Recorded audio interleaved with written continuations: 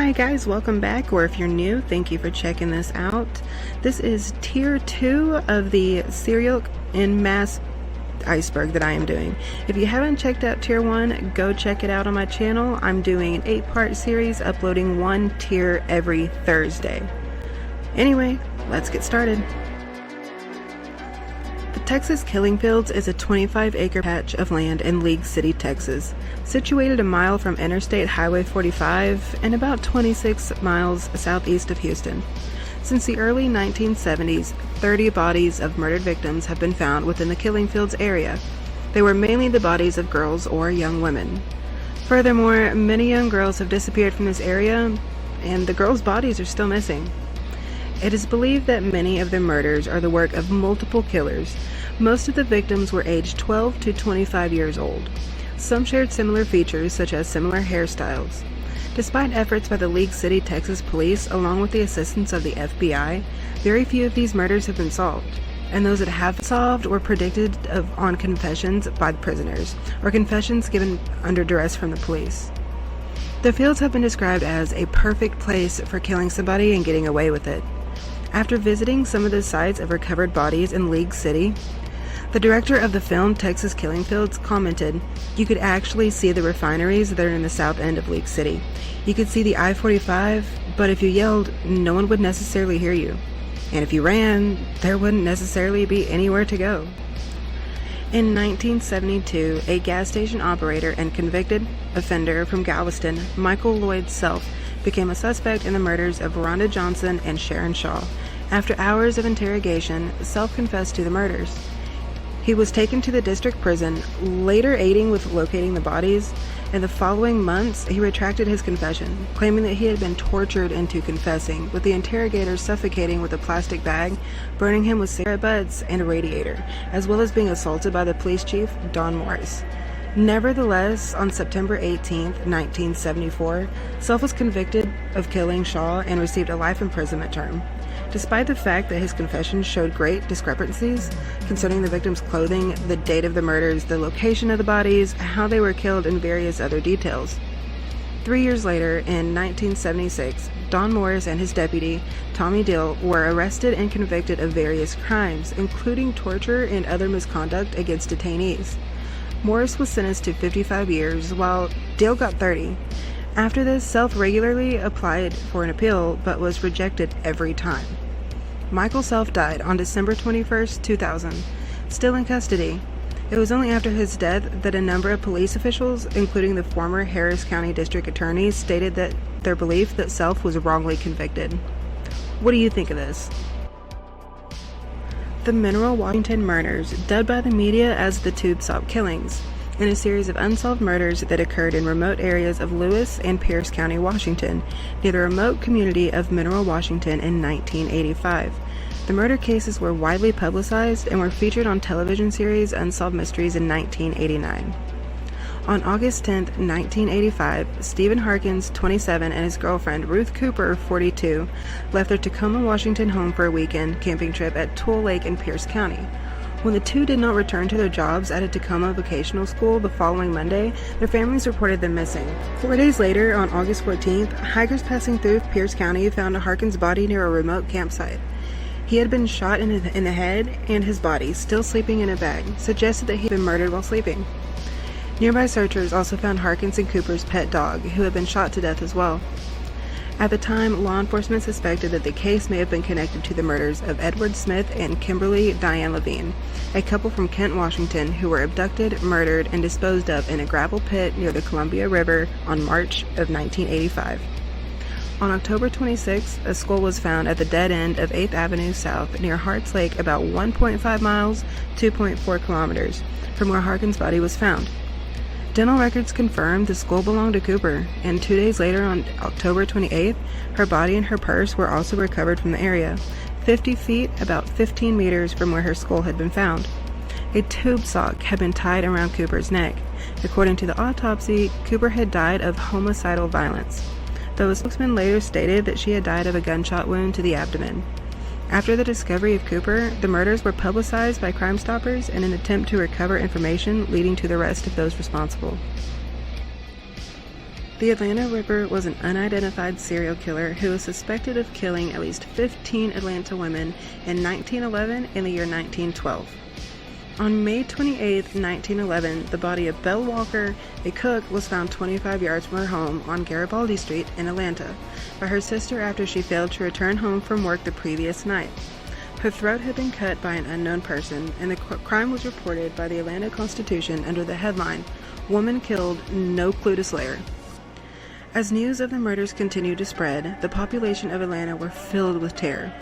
On July 3rd, after the 8th consecutive killing, the Baltimore Sun reported that news of the murders caused few women to be on the streets at night, and service workers were refusing to go work after dark. News reports also noted that similarities of the victims in the case. By the end of 1911, 15 women, all black or dark-skinned, all in their early 20s, had been murdered in the same manner. The victims were all described as good-looking and neatly dressed, with many of them having received an education. The murders were all described as having been committed with a knife or other sharp objects, with their gruesomeness being of particular note. The murderer would rip, tear, in the bodies of the victims after death. One victim, Lena Sharp, was described as having her head almost severed. Luna Park Sydney's Ghost Train was a ghost train-style amusement ride. Designed and constructed in the year 1931 at Luna Park, Lling, I'm probably saying that wrong, the ride was transported to Milson's Point, New South Wales, along with the other rides and reassembled prior to Luna Park Sydney's first opening in October of 1935. The Sydney Ghost Train fire in Milson's Point in New South Wales, Australia, killed 7 children and 1 adult on June 9, 1979. Inadequate firefighting measures and low staffing caused the fire to completely destroy the amusement park's ghost train. The ride is believed to have been first constructed in the year 1931 and transported between Milson's Point and Glenig, South Australia during 1934 and the year 1935.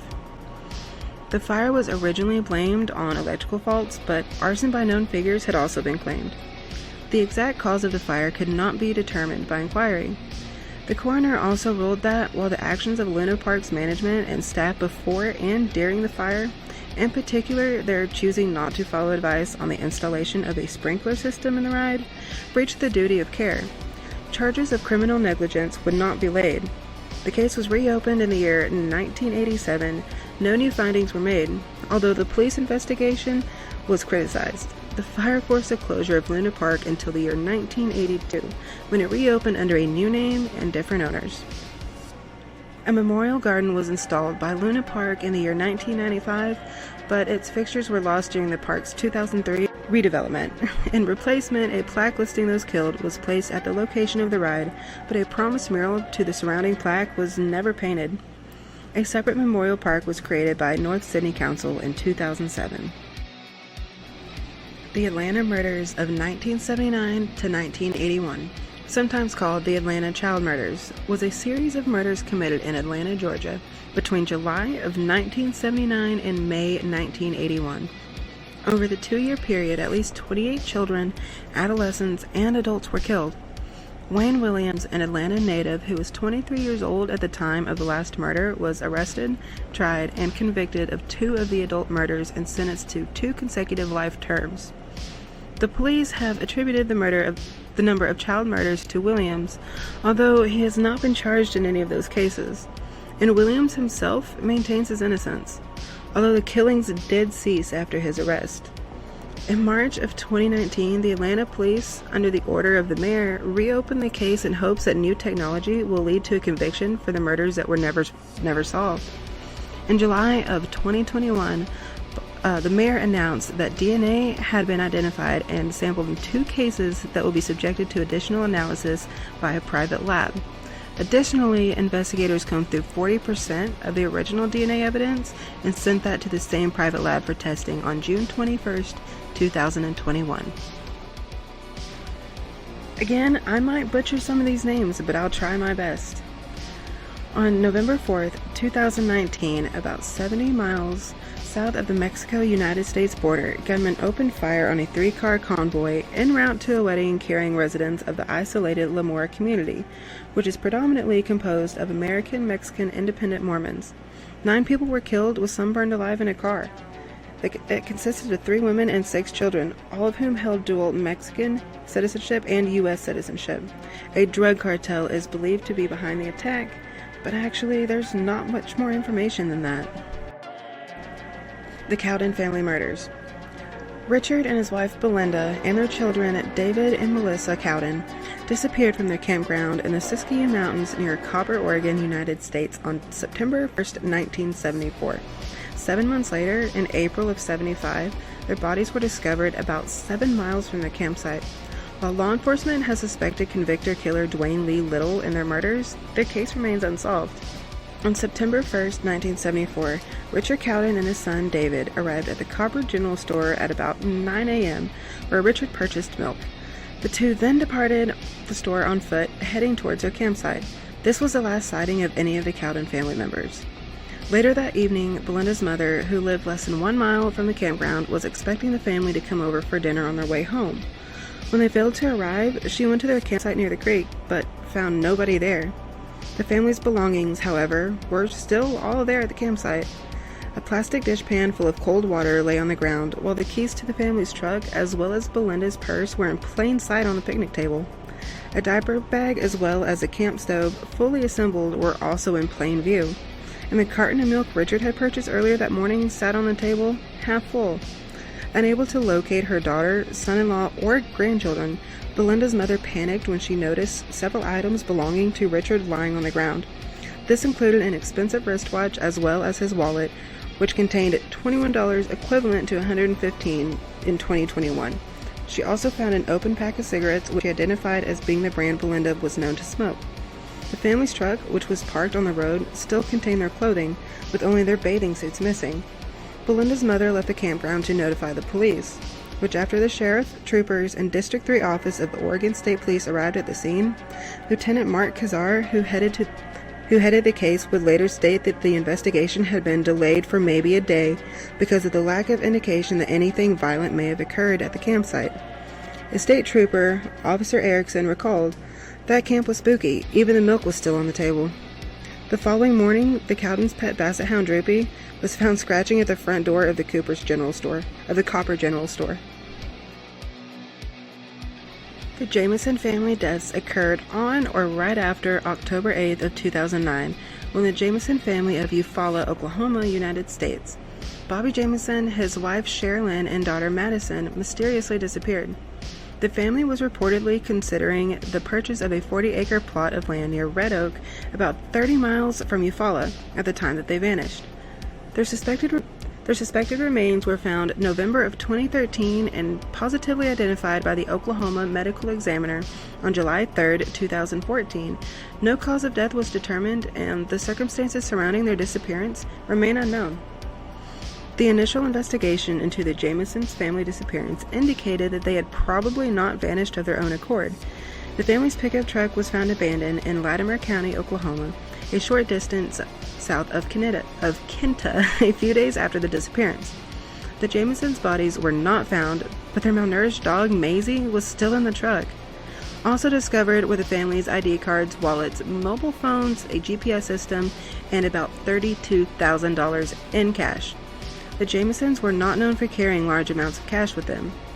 Footage from the family's home surveillance system, time-stamped the day that they left their house, showed the couple making several silent trips between their vehicle and home as they methodically packed to leave. In the footage, the couple's movements were described as trance-like. The video also shows Sherilyn place a brown briefcase in the vehicle. Former sheriff remarked that he believed the briefcase could be an important clue. Indeed, both the briefcase and Sherilyn's handgun have never been recovered. And for those of you who were worrying like I was, I looked it up, the dog survived. Mr. Cruel is an Australian serial child who attacked 3 girls in the northern and eastern suburbs of Melbourne, Victoria in the late 1980s and the early 1990s. He is also the prime suspect in the 1991 abduction and murder of a 4th girl named Carmen Chan. Mr. Cruel has never been identified, and his 3 confirmed attacks and a suspected murder remain unsolved cold cases. There is a reward of $200,000 for the 2 abductions. In April of 2016, 25 years after the death of Carmen Chan, Victoria police increased the reward for information that leads to the perpetrator's arrest and conviction from $100,000 to now $1 million. Police described Mr. Cruel as highly intelligent. He meticulously planned each attack, conducted surveillance on the victims and their families, ensured he left no forensic traces, protected his identity by covering his face at all times, and left red herrings to divert family and/or police attention. He was soft-spoken and his behavior was unhurried, as he took a break during an attack in a victim's house one time to eat a meal. He threatened to injure his victims or their family members with a knife or a handgun. This guy was pretty vicious. The Doodler, also known as the Black Doodler, is an unidentified killer believed responsible for up to 16 murders and 3 assaults of men in the San Francisco, California area between January of 1974 and September of 1975. The nickname was given due to the perpetrator's habit of sketching his victims prior to their encounters and slaying by stabbing. The perpetrator met his victims at usually gay nightclubs, bars, and restaurants. It is believed that the Doodler killed between 6 and 16 people. Several victims were stabbed in the front and the back of their bodies in similar locations. All of the victims were white males. Police theorized that the victims had all died after meeting with the suspect near the locations where their bodies were recovered. The suspect was described as a black man between 19 and 25 years of age. He was about 6 feet tall with a slender build. In the early stages of the investigation, police believed there could have been as many as 3 different perpetrators. The Freeway Phantom was a media name for an unidentified serial killer who was active in Washington, D.C. from April of 1971 through September of 1972. Robert Askins. In March of 1977, a 58-year-old computer technician, Robert Elwood Askins, was charged with abducting a 24-year-old woman inside his Washington, D.C. home. Homicide detective Lloyd Davis proceeded to question Askins and learned that he had been charged with the murder on several previous occasions. On December 28 of 1938, Askins, then a 19-year-old student and member of the science club at Mainy College, served laced whiskey to 5 at a brothel, resulting in the death of 31-year-old Ruth McDonald. On December 30th, only 2 days later, he stabbed to death another 26-year-old Elizabeth Johnson at the same location. Upon his arrest, Askins declared to the police that he was a woman hater and he placed under mental observation at Washington, D.C.'s hospital. While there, he broke free of his restraints and assaulted 3 orderlies with a chair before being subdued. During his trial, it was revealed that he'd been a police informant. In April of 1939, Askins was found criminally insane and committed to St. Elizabeth's Hospital. 5 months after being released in April of 1952, Askins strangled 42-year-old Laura Cook to death. He was indicted for his murder in 1954, accused of several other assaults of similar circumstance, and retried for the 1938 murder, it having been determined that he was indeed sane upon committing the act. Despite claiming he intended that for himself, he was convicted of second-degree murder and sentenced to 20 years to life. This conviction was overturned in the year 1958. After the 1978 charge, Askins' home was searched by police and connected with the Freeway Phantom murders. Court documents were found in his desk drawer in which a judge had used the word tantamount, and an uncommon word that had appeared in a note dictated by the killer of Brenda Woodward. Furthermore, colleagues at the National Science Foundation, where Askins was employed, reported that tantamount was a word that frequently cropped up in his speech. A search warrant was eventually obtained, and investigators dug through Askins' backyard. No physical evidence was obtained, and Askins was not charged in connection with the Freeway Phantom killings. Askins, who died at the Federal Corrections Institution of Cumberland, Maryland on April 30, 2010, at the age of 91, remained in his prison for 2 D.C. area abductions and rapes in the mid-70s. He had been contacted by both Davis and press regarding the Freeway Phantom slayings. He denied any role in them, of course, adding that he did not have the depravity of mind required to commit any of those crimes. Okay, guys, that I felt like was a lot, but I'm glad we got through it. Some of those are really interesting, some of them are strange, they all need solving. So I don't know, if you have any information, you can find these easily online and find the sites to call or message into or something like that if you happen to have any information on these, that is. So anyway, that was Tier 2 of the 8-part Iceberg. I will see y'all again next Thursday with Tier 3. Good night.